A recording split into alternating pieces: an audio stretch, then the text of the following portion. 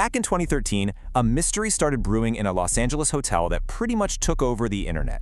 It's a case that's just full of twists and turns, blurring the line between a heartbreaking accident and something out of a horror movie, all because of one single piece of chilling video footage.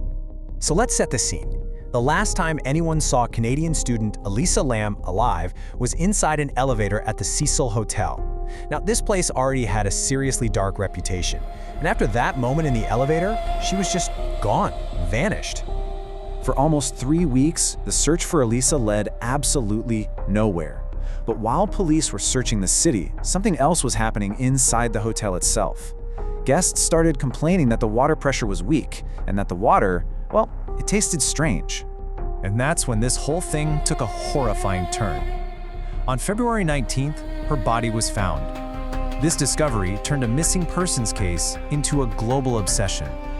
The question wasn't just what happened to her, but how on earth could this have possibly happened? All right, so to really get our heads around this, we have to start right there, with that grim discovery on the roof, and then work our way backward. So, after all those guest complaints, the hotel sends a maintenance worker, Santiago Lopez, up to the roof to check on the water tanks. Just a routine check. What he found was anything but. And these are his own words, taken straight from court documents. He describes the moment he found Elisa's body floating inside.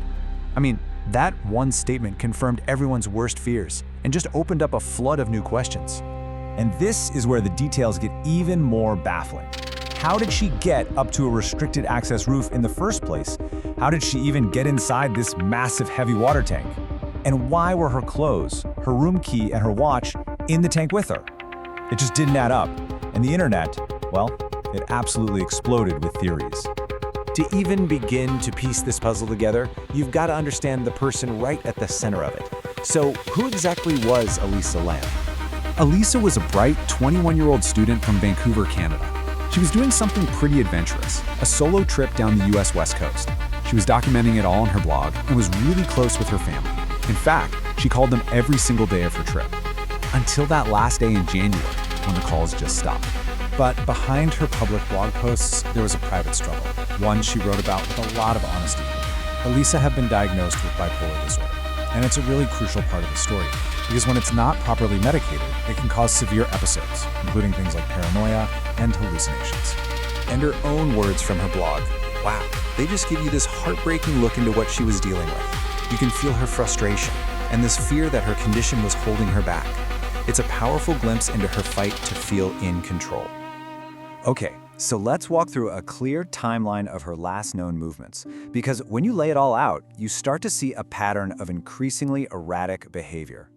So she gets to the Cecil, and just 2 days in, she's moved to a private room because her roommates complained about some strange behavior. But here's the thing. On the morning of the day she disappeared, she visited a bookstore, and the people there said she seemed totally lively and friendly. It's this really confusing, rapid shift in her state of mind. And that, of course, brings us to the piece of evidence that made this case absolutely infamous, the one thing that turned a personal tragedy into a worldwide spectacle.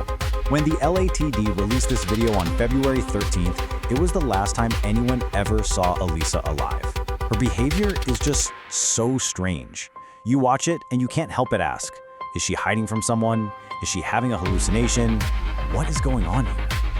Yeah, this footage was like throwing gasoline on a fire. You mix her bizarre behavior with the Cecil Hotel's spooky reputation, and boom, you have a perfect storm for conspiracy theories. Suddenly, everyone with an internet connection was a detective on the case. So this is where we have to take a step back and ask, what was actually real and what was just speculation? Let's try to separate the established facts from all those viral theories that really took on a life of their own. And right here, you can see this huge gap between what the official investigation found and the story that caught on online. Police dogs tracked her scent to a window leading to the fire escape. Internet theorists said no way a hotel employee had to be involved. The maintenance worker stated very clearly the hatch was open, a really key detail that got lost in all the noise about a potential killer. But then you have the science of the LA coroner's report, and it pointed away from any kind of foul play. There were no signs of trauma, no illegal drugs. But the toxicology report, that was the real key. The levels of her prescription medication were so low, it strongly suggested she'd either been under-medicating or had stopped taking them entirely, which can trigger exactly the kind of severe episodes we've talked about. So with all of this evidence, the strange behavior, the toxicology, the scene on the roof, the authorities were finally able to put together an official, though deeply tragic, conclusion. The official ruling from a coroner was this. This was not a murder. It was an accidental drowning, with her bipolar disorder listed as a significant contributing factor to what happened. So here's the official theory from the LAPD.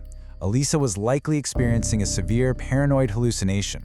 Believing someone was after her, she fled to the roof to find a hiding place and climbed into the water tank for safety. But once inside, she couldn't get out, and as guests used water as the level dropped, trapping her inside. Legally, the case came to a close in 2015. Elisa's parents filed a lawsuit against the hotel, but the judge dismissed it, ruling that her getting into the tank was not something the hotel could have possibly foreseen. For the justice system, that was the end of the story, even though for many people, the questions still lingered. The mystery of Elisa Lam really is this haunting reminder of one young woman's intense struggle with mental illness. Her personal, private tragedy was amplified by the internet into a modern legend, and it really leaves us with a tough question. Where does our genuine fascination with a mystery end, and where does our intrusion into a private tragedy begin?